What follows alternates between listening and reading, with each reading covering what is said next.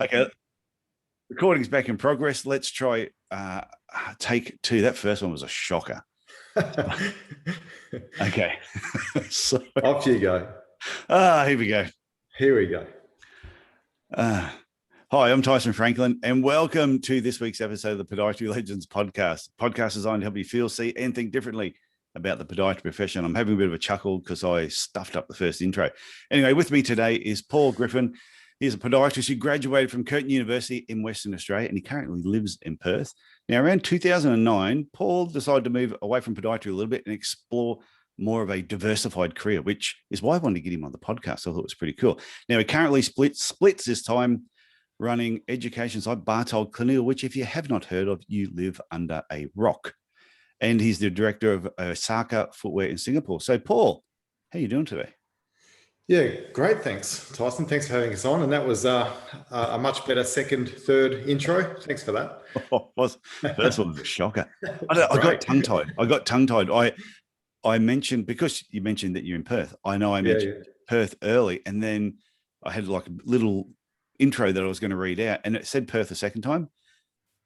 Oh, it didn't. I said Western Australia, and they just threw me. So anyway, it does that. No, it's all good. We were talking the other day, and the reason I wanted to get you on is because you did podiatry, and you still are a podiatrist, registered podiatrist, still work, but you decided to diversify outside of podiatry a little bit, and that grabbed my attention. And I think it's something that podiatrists should, not saying that every podiatrist should consider doing something outside podiatry, but there can be a lot of fun in doing things outside of podiatry as well. Yeah, absolutely. I think one of the reasons why you would choose to be a podiatrist is because you're your own boss, and that qualification allows you to enter into a small business and be in control of your own destiny. And I think I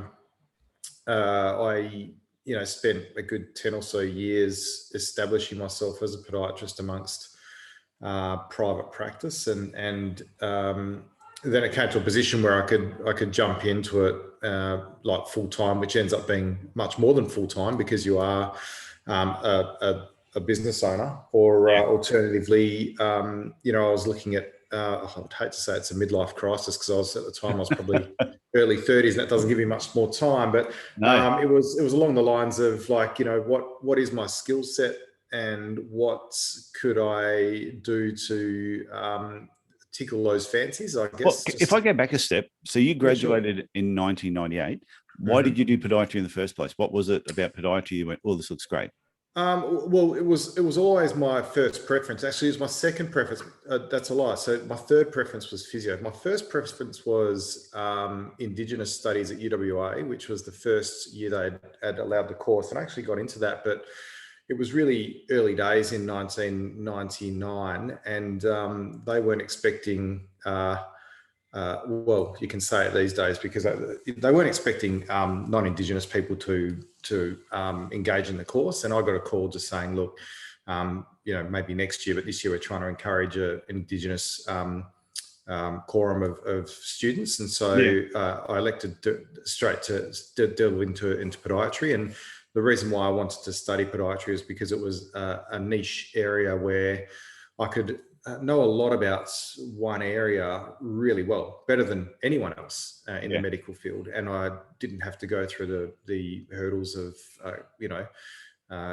training and compliance to get through other professions of specialty. So for me, it was really attractive at the time. It was a 3-year course at Curtin, and you could come out and essentially have free reign to private practice once you'd had your boxes ticked, and that to me matched my goals and ambitions of being in control of my own destiny. Okay, did you work for anybody else when you graduated, or did you go straight on your own? No, I always had an interest in athlete care. So I graduated and worked with Shane Toohey at Artisan Orthotic Laboratory, and I feel that was probably a profound part of my career. I didn't delve straight into practice. I spent a good, probably 10 months to a year working almost full time at this orthotic laboratory, which allowed me to basically see on the other end of what podiatrists were trying to achieve with their prescriptions Yeah. and foot types. This is the days of casting and hacksaw and all that type of thing. And Back in so the it old was a days. real craft. Yeah, it was a real Yeah. craft. And so Shane as well, is obviously an amazing, podiatrist, and he was capable of thinking outside of the box. And so, I learned a lot every day. And then I went into private practice at Diana Lucarini's Central Podiatry Group, which is a really strong sort of foundation clinic. And you got to remember, in those days, we might have quite a few listeners who have grown up in the digital age. Well, when you started podiatry in the year 2000, it was basically traditional go-to market. So there was no such thing as digital marketing, and the only way you could really get your name and reputation out there was results-based practice. So yeah, you could advertise in the local newspaper along with everyone else, or you could whatever, but you really had to put in and get results. So word of mouth, you had to write those letters to referrers, you had to really be vigilant, and Diana had all of those types of things, and a really strong foundation of she had 5 clinicians in this practice, I think, and it was always busy. So, you wanted to get your 10,000 patients to and word of mouth was really big back then. Word of mouth, huge. networking. Yeah, huge. You go to an event and you talk to somebody and they'd say, "Oh, I've heard of your clinic. I've heard good things about your clinic," and that would build up your reputation. You couldn't just, like you said, use social media to try and grow your presence. Exactly. And I think it sort of also rolls into what you're doing and how important that is. And as far as like mentoring and when you're placed in an environment, a learning environment where you're surrounded by peers that you respect, and you've got that patient volume, and they might be able to pull you into the room and say, "Hey, have a look at this case. It's pretty interesting." Or and then you had that base of also learning how to run a genuine practice, with a foundation like that. It was really, really valuable for me. Okay, that's good. So when did you end up setting up your own practice? Yeah, I did. I set up 2 practices. I had 2 separate divisions. I separated my routine care and my athlete care. So all the way along, I'd worked for Perth Glory Football Club up until 2017. So that was nearly 19 years I was with the club. And that was with a sports practice initially called Elite Sports Podiatry with Shane Tui and Robert Hagman. Yeah. And they had a few locations around Perth. And then I worked that one Rob and Shane did their own things eventually around circa 2009. So I took on one of the practices myself. And then I had a routine practice, which was more aged care based. And so I actually quite enjoyed defining those 2 audiences. And I had a belief that creating an identity surrounding your practice was really important. And I found that really worked with my sports practice. And it was the fundamental mantra was results based. Like, I would work really hard to get the results. And it was also a bit of a filter. So I would sort of often see tricky patients that really drew on that skill set of anatomy, physiology, diagnosis, and then management plans that were in keeping with what our mandate was as podiatrists. And it really allowed me to delve deep into my skill set on that side. And the routine stuff that was the routine stuff. And I think that everyone's, I don't like the term bread and butter, but let's just say that it was something that you can at some point do with your eyes closed, literally. So I had 2 practices, and I sold those practices when I went overseas to live in France with the family in 2017, I think. Yeah. So what took you to France? Well, my diversifying career pathway, I studied at a what's called now FinCEA, which is a securities institute in those days, and it was a course which basically allowed you to gave you compliance in areas of business, and mainly in sort of raising capital and those types of things. And at the time, I was just really trying to explore some more of a financial pathway, I guess, like boutique corporate advisory /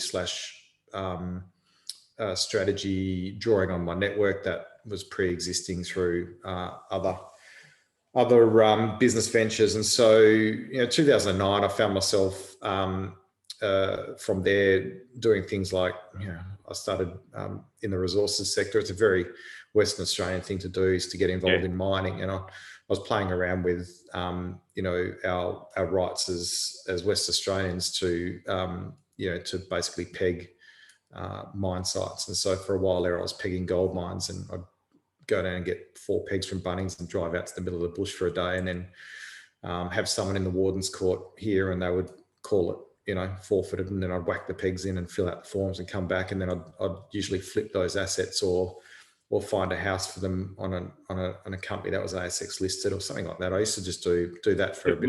Were you still working as a podiatrist while you were doing it? Yeah, sure. Yeah. I used to work. So you didn't give it up to start doing it? No.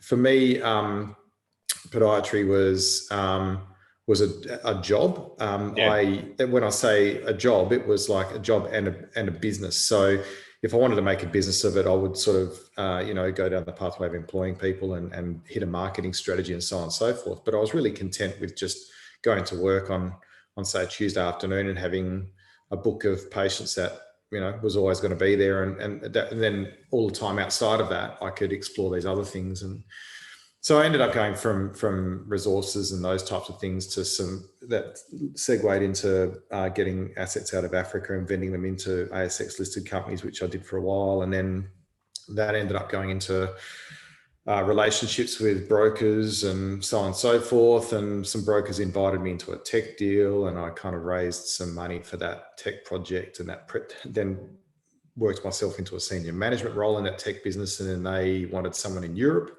So I then stuck my hand up and said, look, I think I can do that. Because being in Western Australia, I was born and bred here. I spent a lot of time here, and I was looking at exploring. I had young kids, and they were at a right age where I could take them overseas and get them immersed in different cultures. And you got to be really careful living in a place like Perth, which is a long way away from anywhere else. And make sure that, in my view, the kids are a little bit more worldly.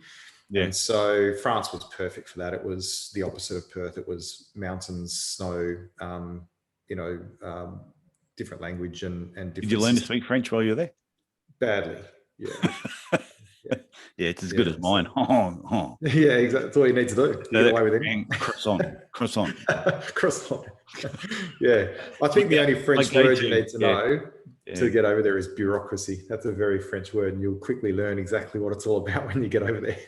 But it's so did you, because Simon was over there for a while too. So the reason why I ended up in France was apart my CPD compliance in podiatry. I felt I was getting, this is just my own self, I was getting more out of footwear, and that was delving into my interest was athletic footwear. And so I started sourcing CPD events that were focused on footwear, and that I found that wasn't held by podiatry. It was held by more private institutions. And there was a first footwear workshop that I went to was a guy called Mike Freeton, who I'd encourage you to look at online. He's got his own webpage. He was a founding partner of the Innovation Kitchen at Nike with Bauman. Okay. And basically Mike worked at Nike for 35 years. And he's responsible for the designing and development of some of the most iconic shoes around. So when I saw this workshop in Hong Kong, I flew up there, and I met a group of footwear, I guess, innovators that held workshops around the world under a particular banner called, at the time, was called SLEM, out of the Netherlands. And so I came back and immediately started to look at how I could delve a bit deeper into athletic footwear. And so that led me to a workshop in the Netherlands under SLEM. And I had a mate's 40th in Lake Como. So I sort of, from the Netherlands, Amsterdam, I flew down to catch up with Simon Bartold, who I'd known in podiatry for a long time. And he was living in Annecy at the time, which is a home of Salomon, the outdoor brand. And I had a couple of days in Annecy, and Simon had me on his balcony there having a bottle of average French red. And it's sort of from that point, I really felt that it was a perfect spot for, it was a playground, literally a lifestyle playground. There was skiing, there was a beautiful lake, there was the food, everything was, everything ticked the boxes for me to explore an international experience with a family. And so and also So immersing up myself. until that point, had you decided, yes, you were going to take that job, or you hadn't said yes? No, Yet?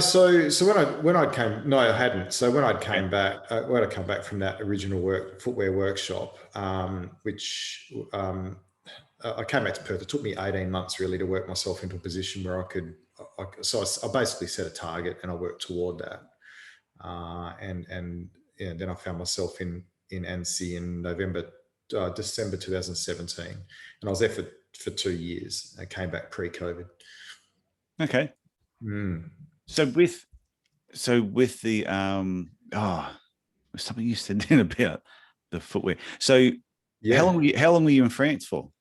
So 2 years, and part of that process, which is another twist and turn as a part of like the gig, that once you leave the security of things like podiatry. Yeah. So I basically picked my life up and went over to Annecy, and after about 3 months, the tech company that I went there for said, look, we're focusing on the US now, and we don't have the money to keep you. So then I had to draw on every single little bit of entrepreneurial spirit that I had deep down to try and pivot really quickly, because obviously I'd rented my place out in Perth, and the kids were settled in the French schools, and in France you have to pay rent a year in advance if you're an expat. So I paid a year in advance. There was no leaving. It was a matter of like making it work. So I immediately went straight to my footwear contacts, and fortunately, like, there's a massive conference in Milan every year called L'Inapel, and I'd suggest that anyone that's, well, post-COVID, I'd suggest anyone that's interested in footwear, just and head up there and have a look. It's got something for everyone, really. It's got seminars and workshops, and all the manufacturers are over one side, all the machinery is over one side, and then you've got all the materials on the other. And it's like, but it's also a really good opportunity for people to get together, all these things are. But it's like literally 4 or 5 football fields in a row of this stuff. You're on these travelators that just take you for hundreds of meters. You can't walk it, it's so big. That's when you realize how big this industry is. And so there's a core group of about, I don't know, 12 to 15 footwear innovators that are all driven by a guy called Daniel Bailey, who started Concept Kicks. And Dan's got a really cool platform that basically allows people to explore different options with footwear. It's just not athletic footwear, but footwear in general. Yeah. And there's a lot of innovations happening in that space. And so Dan, when at L'Inapel, the designers all get together, and I found out the designers were fascinated with what I did for a job. And I found that really unusual, because as a podiatrist. Yeah. And a part of it is the athletic footwear industry is really sourcing not only credibility. So they come to podiatry and say, we need credibility because we know you guys hold the keys for like foot health. Yeah. But they're also chasing answers. What is next? And footwear's, and right now it's like 2 years behind. So if someone sits down and starts drawing out a shoe, you're not going to see it on the rack for 2 years. So you need to, they're sort of looking at how to forecast what the latest trends and bits and pieces are. And they were sort of sitting there talking barefoot still and all this sort of stuff. And I'm there, kind of working through what I valued as important for particular athletes in particular areas. And it just so happened to be that one of the designers there was deeply involved with a brand called Osaka, who is one of the largest independent hockey brands in Europe. And they also sponsor like maybe, I don't know, half a dozen of the top 20 athletes in the world, including the best hockey player in the world, a guy called Arthur Van Doren. And so then I went back to Annecy after this footwear conference, and what didn't take long to get a phone call to say, look, hey, we think we need you to build shoes for the upcoming Tokyo Olympics. So and these are hockey shoes that you started working with? Yeah, field hockey. Well, there was a massive opportunity in field hockey, basically because the sport had been neglected. It had, I won't delve into it too much because that's probably another discussion, but it was more along the lines of like, we found athletes were using trail shoes for hockey, and we felt that hockey deserved better than that. Trail shoes are great for uneven terrain of varying density. but hockey's played on a uniform pitch, and the density is consistent, and there's no undulation and no change in. So then we set about, Simon and I set about building some paradigms surrounding what would make a really good hockey shoe, and within 12 months we had developed that, which was incredible considering. And we partnered with our colleague John Prescott, who's a former director of ASICS Global, who's a high caliber footwear guy that's based in Asia, and it really worked for us. And so we've got our second shoe coming out soon, and the shoes have diversified. The company's diversified into a sport called paddle, which we probably don't know here much about here, but it's like a combination between tennis and squash. And paddle is the second largest participation sport in Spain now. It's growing massively. And out of curiosity, when you design a shoe for a shoe company, are you paid a salary or wage while you're working for them? Are there any like trailing commissions afterwards on global sales? Like if this thing is an absolute winner, do they sort of go, oh, here's a bonus because we sold? That's a really good question. Of them, or? Yeah, it's a good question. I think, you can chop it up a number of ways, and it depends who you're talking to. So if you walk in and talk to a Nike, they'd turn around and go, well, there's the door. But if you turn around to a brand that's emerging and they want to grow with you and they want you on board to make sure that you can see this project through, and then there's a few things you just make sure they're well financed and you can actually get the project away.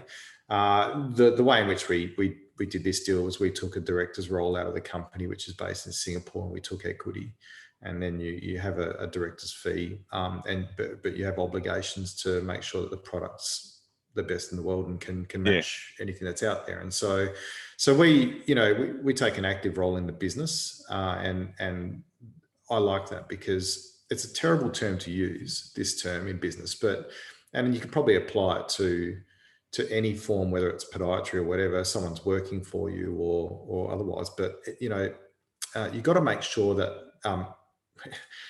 the term is everyone's pregnant. You got to make sure you can't be half pregnant.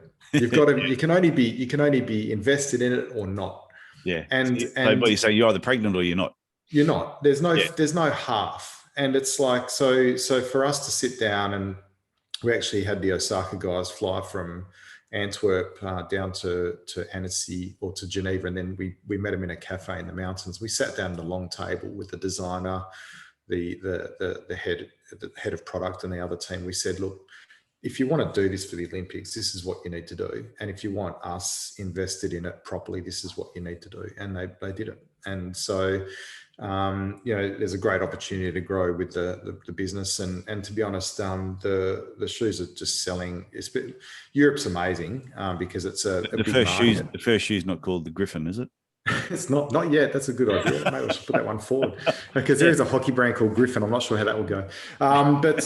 No. So our first shoe is the Ido, and we threw everything at that shoe as being a performance shoe, and lots of considerations for hockey exclusively.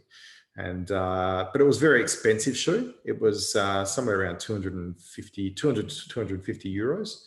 Okay. So have you? So the shoe is ready to go, and it's been going. Yeah, it's been selling in Europe for a while. Yeah, people will be wearing them at the Olympics, or are they sponsoring part of the hockey at the Olympics? No, so Osaka basically has the deal for the International Hockey Federation for their umpires to wear Osaka apparel. Okay. We'll probably have the referees in our shoes, but look, the best player in the world's wearing our stuff. And I guess what the profession can be proud of, what the local podiatry profession can be proud of, is that you can go from a career whereby you're sort of athlete care and diagnosis of injury and so on and so forth. You can take that skill set, because it's a unique skill set that we've got, where every year, the last time a salesman sees the shoe is once they've sold it to someone. The podiatrist actually gets to see how the shoe performs. They are the ultimate reviewer of footwear. They have an intimate knowledge of how footwear works. And it's not just the patient wearing it. You get to see a number of patients wearing the same shoe and how it responds. You've got it. Activity. Exactly. Now, no one else gets that, especially if you're the person that goes, okay, well, we're trying to solve this problem. You should maybe consider these shoes. And so, you'll see how that behaves over time and whether or not it's a worthy shoe to use. And everyone's got their favorites for whatever they're trying to do. Yeah. And we applied that knowledge to an industry which we found there was appetite for. And so my take on that is that anyone out there that's considering that, you reach out to me. I'd be more than happy to help them, guide them into a community where they could immerse themselves in and explore that as a space. But podiatry is the only profession in that is capable of that, I believe. The other option you've got is to be broader, sort of physio, chiro, whatever. Yeah. But podiatry has the credibility and the understanding of seeing footwear in it once it's been used. Yeah, that's so true. I think people forget that. They forget the expertise we have in that area. So was it this collaboration and working with Simon that started the footwear courses that you ended up doing? Yeah, so Simon, as you know, was as former head of research at ASICS Global, and so he had the position of making sure that their products had the right, I guess, story and paradigms behind it to support it in the marketplace. And Simon lived through a pretty a boom age of motion control, right? It was like Duomax and motion. And he was there. He was there for a long time too. Like a long time, 50 years or something like that. Yeah, exactly. Because he's much older than us. I keep forgetting how much older he is than us. Well, yeah, he's. I think Simon's got this amazing network from his time at ASICS. Oh, yeah. And I think going back to, I guess, Bartold Clinical, at the time it was Bartold Biomechanics, and I was a member, subscriber. And I was in France, and Simon said, let's go for a ski. This is literally how it would go. You drop the kids off at school and you go for a quick ski up the mountains behind. So I jumped in the car and we started talking about Bartold Biomechanics. And I said, look, Simon, it feels very heavily weighted toward musculoskeletal medicine, which is great. That's the intimate knowledge that we have as practitioners, and I understand that. But as you know, Tyson, it's a pretty populated market at the moment, MSK in it. And then I felt that there was an appetite to start teasing the athletic footwear market, and Simon already had a lot of that knowledge and content.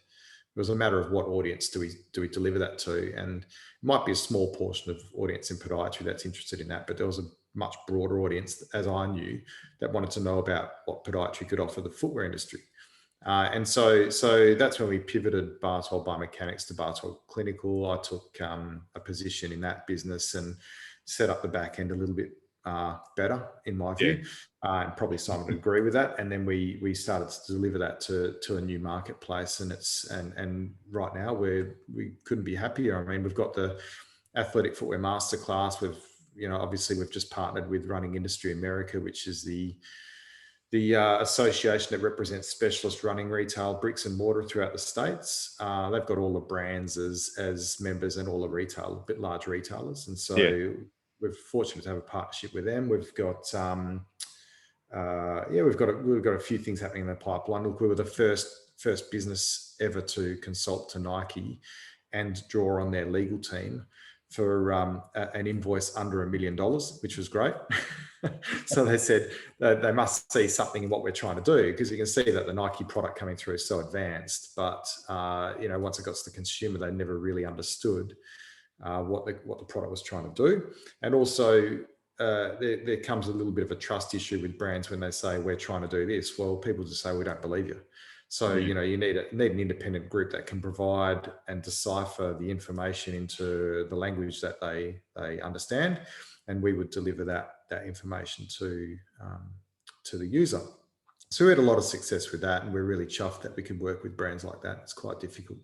So from your podiatry career, extended in footwear and all that, but then how did the whole financial planning side of things? Well, financial, I never sort of went into financial planning. It was but the finance side of things. Well, I think it's just I don't really. Sorry for saying financial planning. No, it's fine. Yeah, even though I think I somewhere tucked away there, I do have a qualification there, but I've never drawn on it. But I think it's just a matter of I don't even think I looked for it. I think it just came to me. I just found it. I understood it, and I also understood what was happening in the landscape. Like I feel one of my talents, which is when you do podiatry, as I say, you all come out the same. But one of my talents was having an appreciation and understanding of landscapes, and whether it be business landscapes or it was just a matter of new markets, pathways, and I wasn't gauging success off how many podiatrists I could employ and how I could grow my practice. I was gauging success in my podiatry clinic as by results and credibility, and I ticked that box. And now I was like, okay, well, what else is there? I could do this for another 10, 15 years, whatever. But Yeah. and then I started looking at other opportunities, and they sort of came to me. It wasn't really, it's almost like I always my old man, my father used to tell me it's like kicking a footy, like when you're playing football and someone kicks a football, if you want to be under where the ball lands, you actually have to position yourself underneath the ball to mark it, right? Yeah. And it's those people that can read the play. Well, I just felt that, maybe it's because I was a little bit critical, and people who know me would sort of see that I'm a bit too critical at times.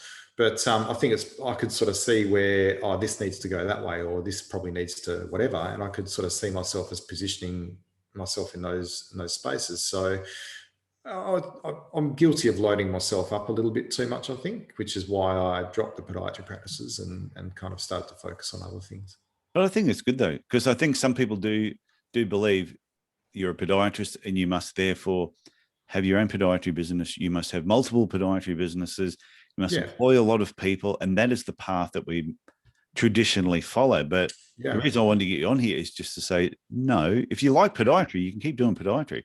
You don't have to do it full time. You can do it part-time and be doing something else outside of, I tell you, like doing this podcast, I wish I'd heard all these conversations, or I'd had all these conversations with people 15 years ago, because I think my career would have been different.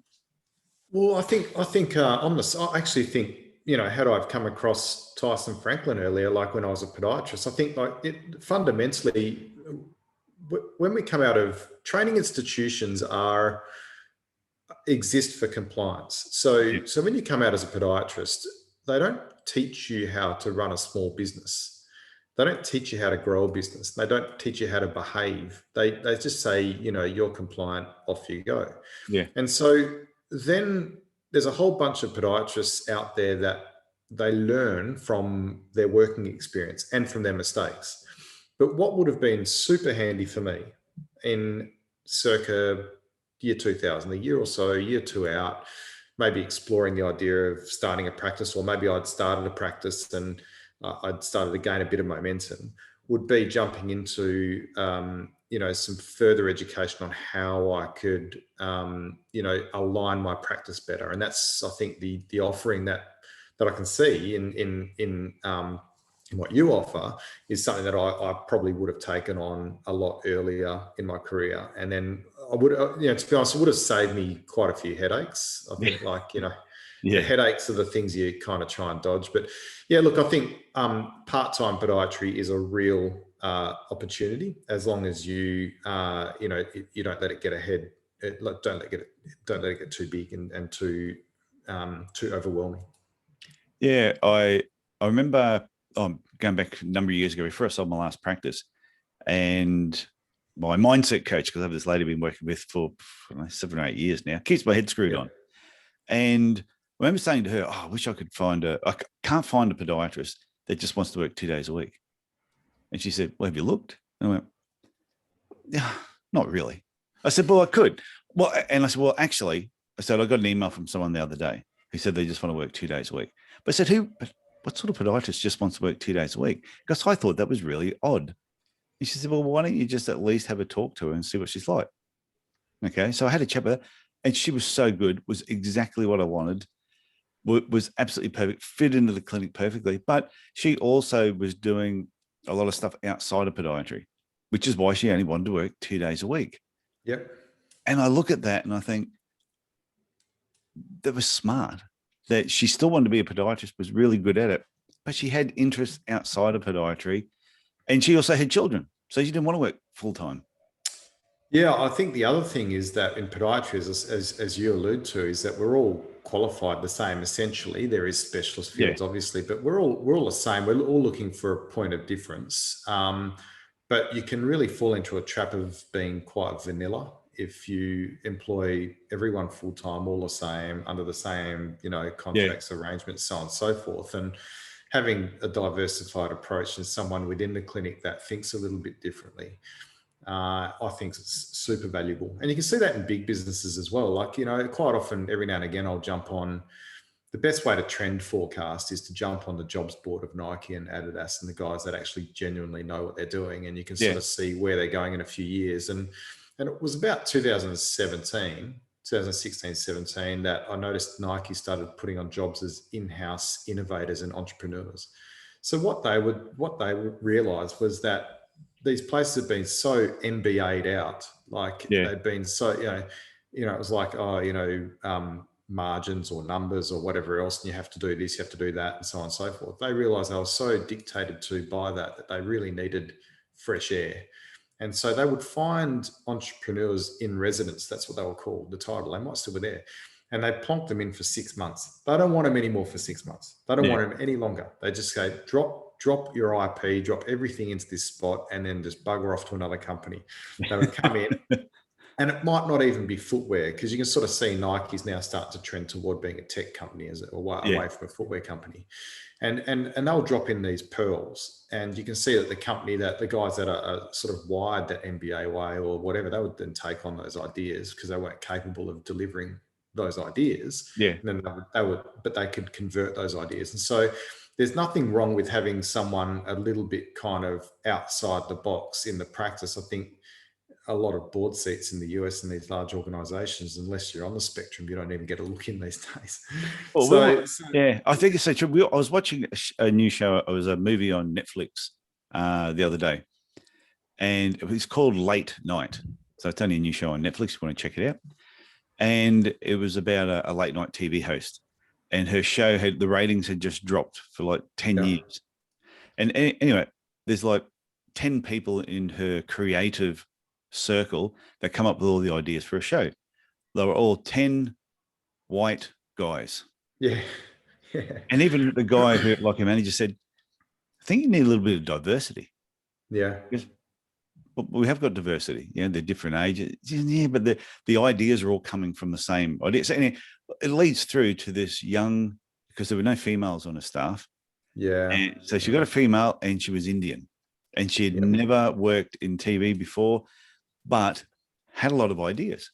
So they dropped her, and the show just goes on. It's fictional, of course, but it's her dropped in amongst all these people who are just got this set way of thinking, but they know structure on how things happen.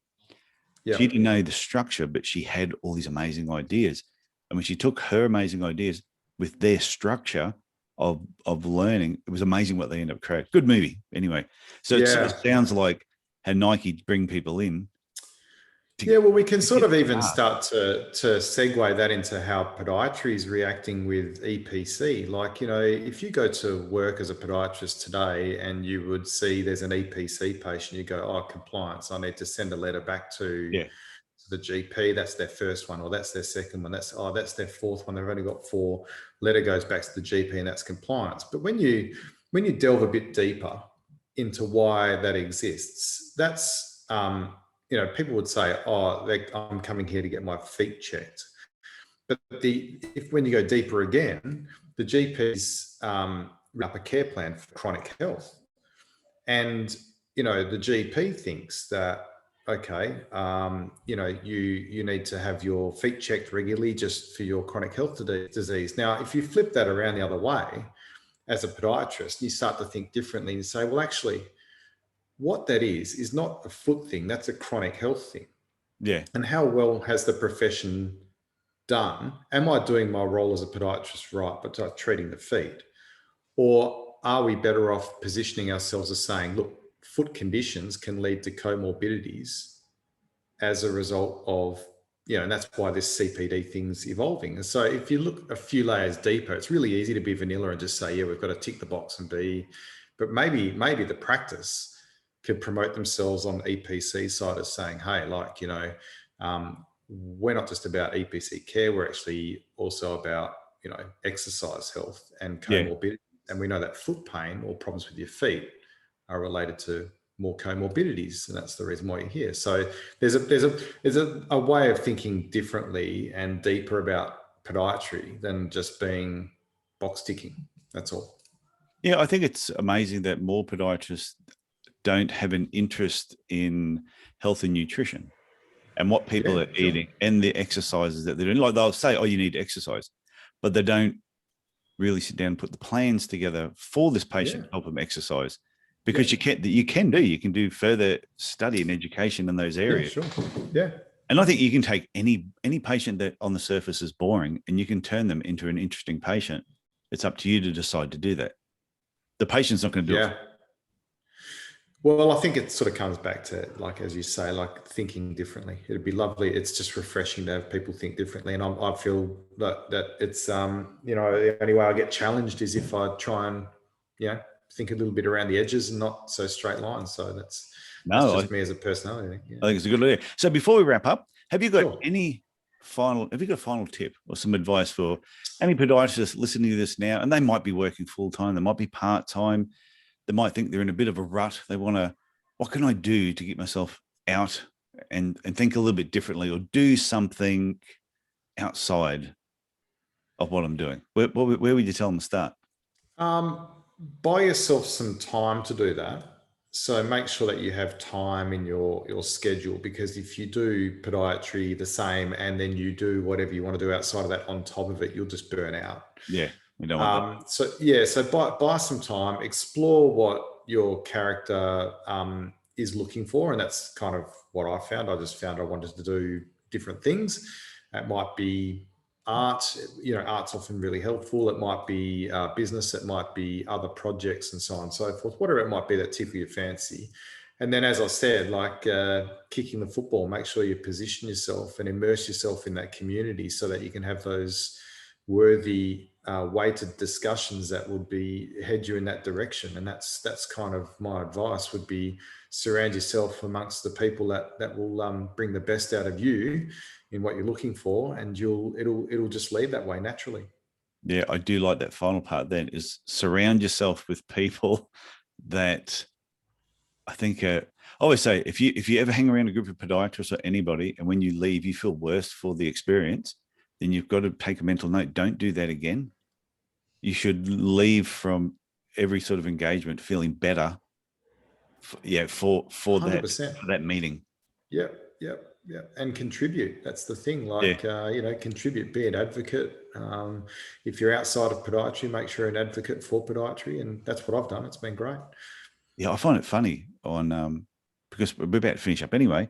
Yeah, sure. But on people's Facebook pages, you'll go to their Facebook page, their personal Facebook page. It might, they're active on Facebook.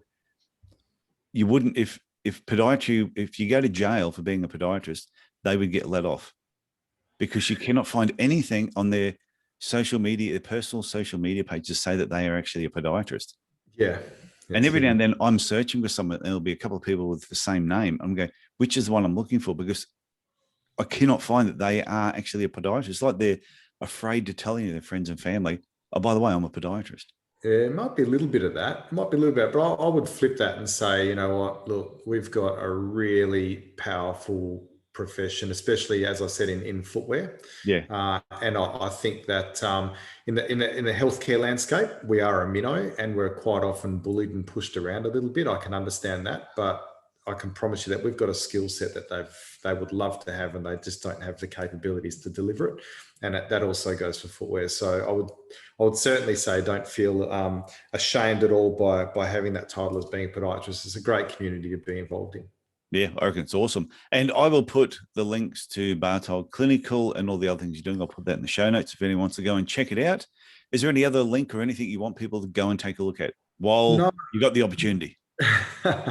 Not at all. Thanks, Tyson. It's more just a straight, there's no promotion, just a straight discussion. It's great that, look, I must say that anyone that's listening to this that is a member of Bartold Clinical, thank you so much. And the whole reason for us doing that is to essentially allow you to get better results and have the confidence and competency in the clinic in a rapidly emerging and shifting landscape. So thanks for all those members, and thanks to those people that have picked up the courses. You won't be disappointed. And thanks, Tyson. No, that's great. Thanks a lot. Good on you, mate. Thanks.